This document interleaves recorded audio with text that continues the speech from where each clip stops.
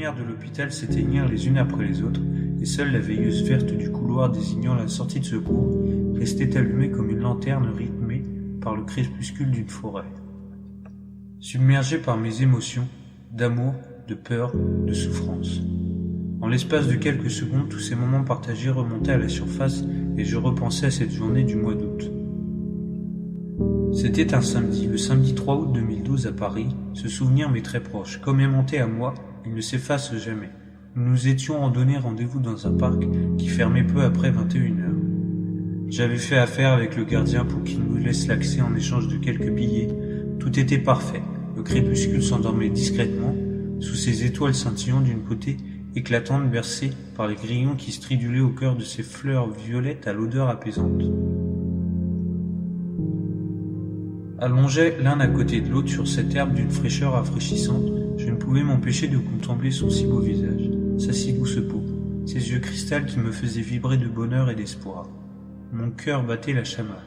Un profond sentiment d'amour naissait en moi à chacun de ses regards. Impuissant comme emporté par le vent vers un amour immortel déployant ses ailes puissantes qui vous paraîtraient irréelles, surnaturelles. Nous discutions de nos projets, ambitions et histoires. Plus l'échange s'écoulait et plus nos mains se rapprochaient les unes des autres. Une alchimie invulnérable se créait entre nous. Je la contemplais, plus elle me contempla à son tour. Nos regards s'entremêlent avec des pensées qui éveillent 1000 émotions belles.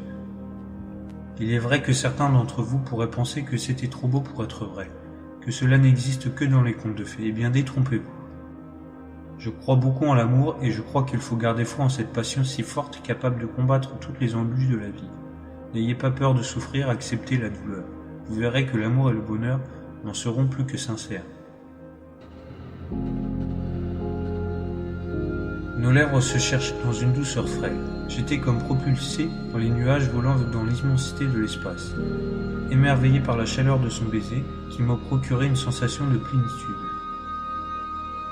Ce moment avec elle était le plus beau de toute mon existence. Il resterait gravé en ma mémoire. Il se faisait de plus en plus tard, flânant vers ses pénales dans les rues éclairées de Paris, où des phalènes évanescentes étoilaient la nuit dans la lumière des lampadaires. Crois-tu que nous nous reverrons ? Oui, je le pense. Ne t'en fais pas, me dit-elle, avec un sourire aussi délicieux et admiratif que pour les premiers pas d'un enfant. Ce fut tellement agréable cette soirée, j'aimerais ne pas m'endormir par peur que tout cela ne soit qu'un rêve. Il est vrai qu'elle fut très riche, je ne me suis pas senti aussi bien depuis longtemps. Tu es une très belle personne, j'ai appris à voir la vie différemment grâce à toi. Tu m'as aidé à percevoir l'espoir, la joie, l'amour, les rires. Je crois beaucoup en toi. Tu sais, parfois il suffit d'un seul regard, d'un seul toucher, d'un seul baiser pour apercevoir le reflet d'une âme étincelante de beauté. Tu as le cœur aussi pur que le saphir, d'une brillance attirante et éblouissante. Sur ces mots que je lui dédiais, elle me tendit un dernier baiser avant de me prendre dans ses bras. Un long instant débordant de tendresse, d'affection et d'amour. Prends soin de toi, à très bientôt, me murmura-t-elle dans le coin de l'oreille. Ces souvenirs enrichissent nos vies pour faire de nous des personnes sensibles, fragiles et attachantes. L'amour fait pleurer et aimer c'est vibrer à chaque regard de l'être aimé. Et pris, je ne pouvais m'empêcher de penser à elle. Sentant ma fatigue s'amplifier davantage, je décidai d'écrire pour lui faire part de mes regrets, de l'amour que j'éprouve pour elle, mais aussi lui dire un dernier au revoir. Lui dessiner ces mots, capables de lui transmettre ce que je ne saurais lui souffler par le son de mes lèvres. Une fois la lettre finie, je la refermai et la glissai soigneusement dans l'enveloppe. La boule au ventre, cette douleur qui vous tord comme une barre de métal sous la pression d'un étau. Des fines larmes surgissaient à mes yeux. À l'attention de la plus belle femme de ma vie, le plus grand amour qui m'a tellement aimé en retour, mon amour je t'aime pour le restant de mes jours. Je déposai délicatement ma tête sur son épaule près de son oreille et m'endormis paisiblement. Le lendemain, en me réveillant, je posai ma lettre sur la table de chevet et pris le temps d'acheter une orchidée, ses fleurs préférées. Une fleur à la fois gracieuse et séduisante tout comme elle. Je la mis auprès d'elle. Avec une tendresse inoubliable, je l'embrassai et une peur lourde m'empoigna. Marchant vers l'inconnu, sa chambre s'éloignait lentement derrière moi.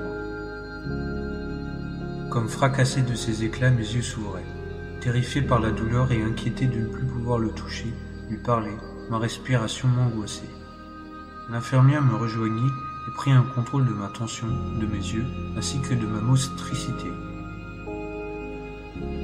Elle me donna ensuite un petit verre d'eau, des magnifiques fleurs s'épanouissaient sur mon chevet où une lettre m'attendait.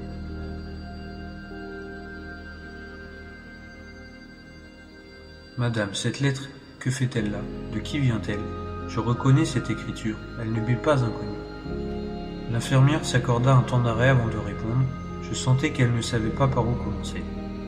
Cette lettre vient d'un être cher, un homme qui aurait fait l'impossible pour vous. Je vous laisse seul. Je suis là si vous sentez le besoin de me parler. Un grand et profond chagrin m'envahissait, mes mains tremblantes, mon visage glacial, mes yeux noyés de larmes, en lisant cette phrase écrite de ses mains. En sanglots, je pris une intense respiration et ouvris cette épître. L'unique. Mon amour, je t'écris ces quelques mots pour te dire combien je t'aime, à la fois sincère de mes sentiments qui t'appellent et émerveillé par tes regards qui me font virevolter de tendresse. Je t'aime. J'ai décidé de te donner un peu de mon souffle de vie, une partie de moi qui saura te soutenir, toi ma promise. Je ne regrette en rien ma décision. Tu es ce rayon de soleil, cette attraction aérienne qui m'a fait tourner la tête. Malgré ce qui s'est passé entre nous, ne te sens pas coupable. Cet homme a su combler ce vide qu'il y avait en toi, ce que je n'ai pas su faire. Je m'en veux terriblement de ne pas avoir pris suffisamment soin de toi. Cette douleur me frappe comme si j'étais emprisonné par cette peur qui m'a brisé. Fais-moi l'unique promesse de ne jamais cesser de sourire, car avec lui tu es aussi belle et radieuse que lors d'un bain de minuit. Je pense qu'il nous faut du temps pour toi comme pour moi. Tu as besoin de prendre une décision sur notre couple, sur tes sentiments. M'aimes-tu toujours autant? Me regarderais-tu comme tu m'as regardé le premier jour? Sache que quoi que tu fasses, je n'ai pas peur. Pas peur de pleurer, pas peur de souffrir, pas peur de mourir. Tu as été un miracle du ciel, une colombe venue me faire planer au milieu de ces roses éternellement odorantes. Je ne parviendrai pas à affronter ton regard. T'imaginer dans ses bras me fait mal, comme un couteau pénétrant ma poitrine. Si seulement tu savais combien ta présence me manque. Je ne suis qu'un oiseau coupé de ses ailes qui ne peut voler sans sa bien-aimée. C'est avec le cœur lourd et rempli de peine que je ne te dis pas adieu. Je souhaite te revoir. Croire en nous n'est pas un devoir, mais plutôt un espoir.